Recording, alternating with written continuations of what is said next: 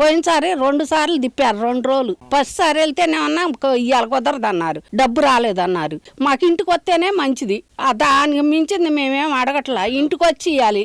ఆటోకే 500 అవుతున్నాయి. మాకు ఇంకేముంది జీవనం. ఇప్పుడు ఉండేది మీ అందరూ రాలేకపోతే పెద్దం అయిపోయింది. నాకు 96 సంవత్సరాల వయసు తిరగలేదు కాబట్టి దయచేసి నాకు ఇంటికి వచ్చే వరుసగా మరీ ప్రార్థిస్తున్నాను. నేను ఒకసారి పోతే డబ్బులు లేదు, బ్యాంకులో అయిపోయింది డబ్బులు, రేపు రాండి అన్నది. రేపు పోతే మళ్ళీ నేను 4-3 గంటలకు వచ్చి పోతే ఆ రోజు ఇచ్చారు. ఇంటి గంటనే కావాలి. లైన్ నుంచి ఉంటే ఇస్తున్నారు. 5-6 రోజులు పడుతుంది. ఇప్పుడు ఇవాళ ఇచ్చారనుకో వరుసగా వాళ్ళు ఎంతమంది ఇస్తారు? 50 మంది, 40 మంది, 30 మందిని ఇస్తున్నారు. ఇంకా టైం అయితే వెళ్ళిపోమంటారు. మళ్ళీ మరుసటి రోడ్డు పోవాలి. అట్లానే 2-3 రోజులు గడుస్తుంది.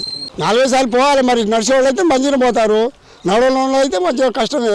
మేము స్వచ్ఛాలయం పోవాలంటే 3 కిలోమీటర్లు ఉంది మాకు స్వచ్ఛాలయం. 3 కిలోమీటర్ల నుంచి మేము తెచ్చుకోవాలంటే పోనందా రానందా. మరి ఫస్ట్ తారీఖు వెళ్ళాము, లేదు.